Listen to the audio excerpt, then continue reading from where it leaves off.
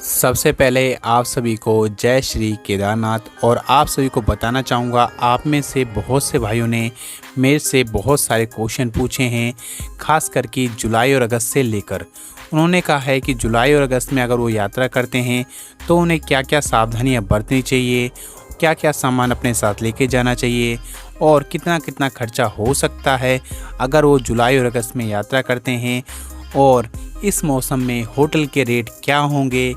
और last question जो उन्होंने पूछा है, जो कि खास है और बहुत ही ज़्यादा इम्पोर्टेंट है, कि इस मौसम के अंदर हमें बाबा केदारनाथ के दर्शन किस तरीके से होंगे। तो ये सभी क्वेश्चनों के आंसर मैं देने वाला हूँ इस वीडियो के अंदर। अगर आपको वीडियो अच्छी लगे तो वीडियो को लाइक करना ना भूलें, और अगर आपने अभी तक हमारे चैनल को सब्सक्राइब नहीं किया है तो जाके सब्सक्राइब ज़रूर कर दें।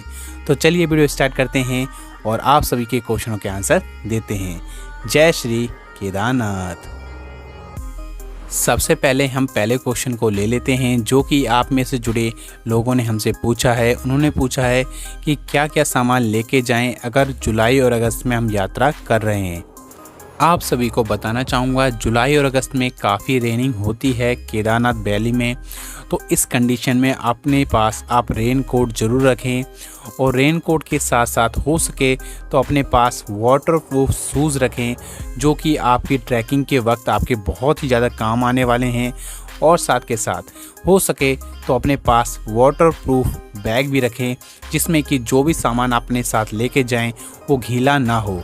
खास करके आप सभी को पता है, ट्रैकिंग के वक्त बहुत सी प्रॉब्लम आपको फेस करनी पड़ती है, और प्रॉब्लम के साथ साथ बैग में पानी चला ही जाता है। तो इसलिए आपके पास होना चाहिए वाटरप्रूफ बैग।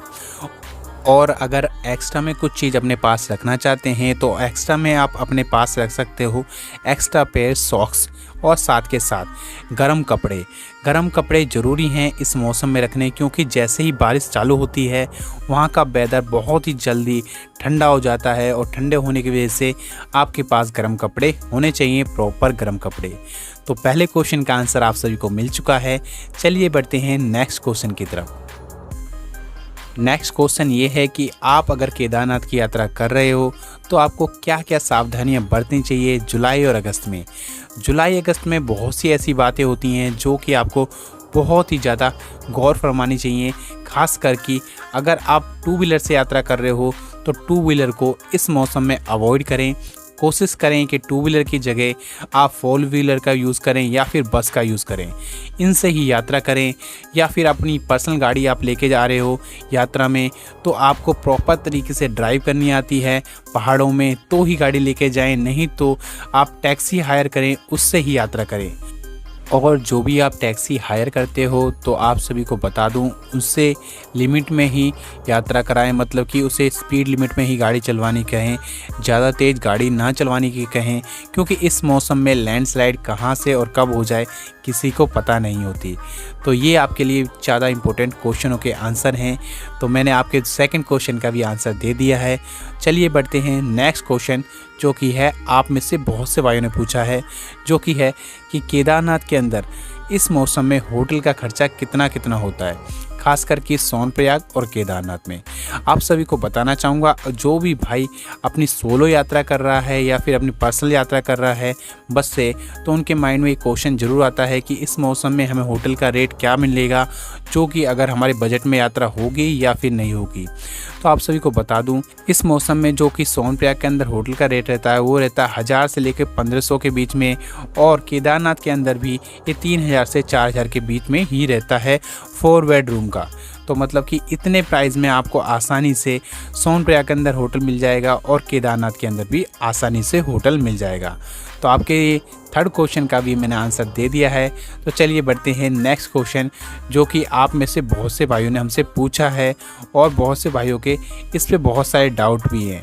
उन्होंने कहा है कि इस वक्त अगर हम यात्रा करते हैं तो हमारा कितना खर्चा आ जाएगा। आप सभी को बता दूं, जुलाई और अगस्त में बहुत से भाई यात्रा करने की प्लानिंग करते हैं, क्योंकि इस वक्त जो मौसम होता है ये ऑफ मौसम होता है, यहाँ पर कम यात्री पहुँचते हैं, तो इस वक्त आपका होटल भी कम खर्चा होता है, आपका ट्रैवलिंग का भी बहुत कम खर्चा होता है और साथ के साथ आपकी बहुत सी चीज़ें हैं जो कि कम पैसों में काम चल जाता है। और इस वक्त आपका जो टोटल खर्चा देखा जाए तो 6,000 से लेकर 7,000 के अंदर आसानी से आपकी केदारनाथ की यात्रा हो जाती है। बट ये डिपेंड करता है वेदर पे। अगर वेदर अच्छा होता है इस टाइम तो ही आपका 6 से 7,000 के अंदर बजट हो पाएगा। अगर वेदर जैसे ही ख़राब होता है तो आपको एक्स्ट्रा दिन भी रुकना पड़ सकता है केदारनाथ के अंदर, क्योंकि इस मौसम में कहीं से भी लैंडस्लाइड होना चालू हो जाती है और लैंडस्लाइड चालू होगी तो ऑब्वियसली आपको एक्स्ट्रा दिन रुकना पड़ सकता है होटल में, तो आपका एक्स्ट्रा खर्चा हो सकता है। तो इसे जोड़ के अगर हम देखें तो 6 से 7,000 के अंदर आपकी यात्रा आसानी से हो जाती है जुलाई और अगस्त में। अब बात कर लेते हैं सबसे लास्ट क्वेश्चन और सबसे मोस्ट इम्पोर्टेंट क्वेश्चन के बारे में, जो कि है इस मौसम में हमें दर्शन किस तरीके से होते हैं। आप सभी को बताना चाहूँगा इस मौसम में बहुत से श्रद्धालु इसलिए आते हैं क्योंकि इस टाइम काफ़ी कम क्राउड होता है, जिससे कि उनके शिवलिंग के आसानी से दर्शन हो सकें और गर्भगृह में जाके वो शिवलिंग के ऊपर जल अर्पित कर सकें। आप सभी को पता है ये सावन का महीना होता है और सावन के महीने में ज़्यादातर लोग वही पहुँचते हैं जो शिव भक्त होते हैं। शिव भक्त चाहते हैं कि वो आराम से बाबा के दर्शन करें और बाबा के ऊपर जल अर्पित कर सकें और जो भी उनकी मनोकामना है वो पूर्ण हो सके। तो इस मौसम में आपको जो दर्शन होते हैं वो बहुत आसानी से होते हैं, क्योंकि क्राउड कम होने की वजह से आप शिवलिंग के ऊपर जल भी अर्पित कर पाते हो, साथ के साथ पूजा अर्चना भी कर पाते हो। तो ये मौसम उन लोगों के लिए बहुत ही ज़्यादा इम्पोर्टेंट है जो बाबा के दर्शन करना चाहते हैं अपनी आँखों से और साथ के साथ जल अर्पित करना चाहते हैं बाबा पर। तो ये उनके लिए बहुत ही ज़्यादा अच्छा मौसम है, वो यहाँ पर आके यात्रा कर सकते हैं और बाबा के दर्शन कर सकते हैं। आशा करता हूँ आप सभी के सारे क्वेश्चनों के आंसर मैं दे पाया हूँगा, और अगर आपके माइंड में कोई और क्वेश्चन है, कोई और डाउट है तो कृपया करके कमेंट सेक्शन में ज़रूर कमेंट करें। मैं उन सभी का आंसर जल्द से जल्द देने की कोशिश करूँगा। तो इसी के साथ वीडियो को समाप्त करता हूँ। Thank you so much for watching this video. Bye bye, take care. जय श्री केदारनाथ।